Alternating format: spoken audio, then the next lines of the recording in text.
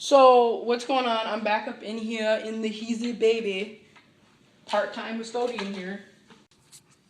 Part-time custodian. Truth be told, 92. And I'm cleaning windows.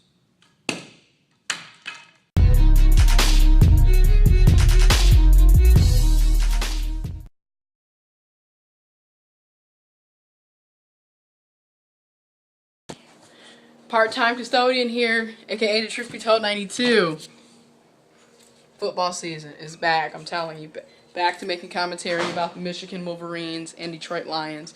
But what we want to talk about is how the days of, 18 get out are long gone. Now you have basically sandwich generations where you've got the grandparents, the actual parents, and the grandchildren and the great grandchildren. Like, people are sandwiched together in a house because it's cheaper to do it that way. Or you see a lot of people roommating. Everyone has roommates now because, let's face it, it's become impossible to live on your own because most of the jobs that we have are part-time minimum wage. You have a lot of people whose parents, you're still depending on your parents even though you're a grown man or grown woman. And it isn't necessarily your fault because you're not the one who said, hey, let's send all of our jobs out of the country. Matter of fact, you probably weren't even born when these decisions were being created. So I'm going to let Ruth, because she just gave a great example in the previous video about how parents are, they're trying to crush numbers too to make money last, but they've got to help their grown children. Well, exactly. Me, myself, I have grown children that rely on me for whether it's needs for the kids or themselves or bills or, situations with friends to where they have to actually help their children to pay their mortgages. They've given them their cars and they had to go purchase new cars because they just can't afford to get a new car, or they couldn't afford to pay their bills, so their credit isn't good enough to purchase a vehicle without the high interest rate. Mm-hmm. So as to back when I was a kid, which was a long, long time ago, I remember my first car payment.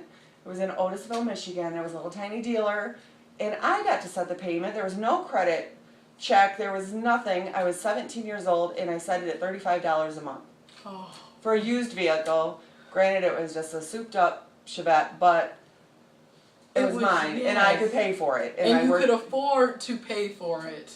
Right. And minimum wage back then was $3-something an hour, mm-hmm. But inflation was super low. Yes, but it wasn't the same. Mm-hmm. I mean, I could put 80 cents in gas. Oh. Because gas was high at 99 cents a gallon. Oh my.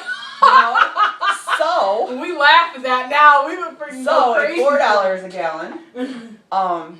But anyways, yeah, it's a vicious cycle. And it reminds me actually back in like 2004, 2005, my husband bringing home one of the Inquirers and Nostradamus predicting that we would be living communal mm-hmm. because of inflation and et cetera. Mm-hmm. And I don't know how true that is, but it just came to mind.